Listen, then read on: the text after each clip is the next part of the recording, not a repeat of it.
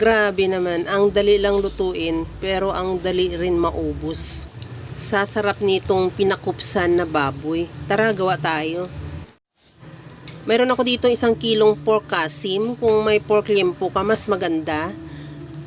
Asinan ko lang at lagyan ko na rin ng paminta. At i-mix lang o ihalo lang natin hanggang sa maghalo yung asin at paminta sa ating karni. At i-marinate ko muna ng mga at least 30 minutes. Ilagay ko na yan sa kawali yung ating baboy at lagyan ko na ng 1 cup lang muna na tubig.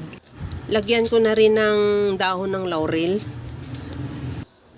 Takpan ko muna hanggang sa maglambot yung karni. Kung halimbawa natuyo na siya at hindi pa rin malambot yung karni, pwede ka naman magdagdag ng tubig. At kagaya nito, medyo na-reduce na rin yung tubig niya at okay na rin to. Wag mo lang din pasubrahan ng sobrang lambot kasi baka hindi na siya maglutong at madurog na pag hinahalo. Kagaya lang nito, okay na to. Ihalo ko lang ng bahagya at antayin ko lang din na hanggang sa pumula siya o mag-crispy. At takpan ko ulit para lang din madali siyang magpula o kaya madali siyang mag-crispy. Kagaya nito, okay na to. Maglagay ako dyan ng bawang para medyo mas masarap ang amoy niya o napakabango pagka may bawang. Optional naman yan. Kung ayaw mo maglagay ng bawang, pwede naman.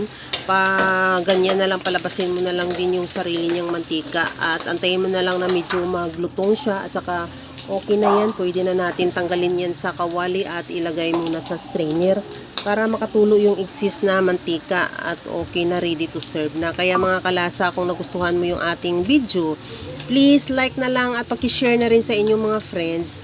At kung bago ka pa lang sa aking channel, subscribe na at i-click mo na rin ang bell button para sa mga notification.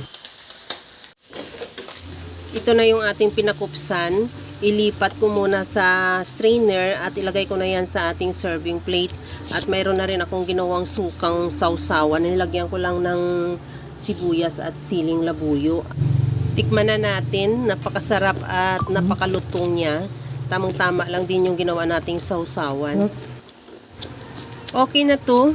Hanggang sa muli mga kalasa. Thank you for watching. Bye-bye!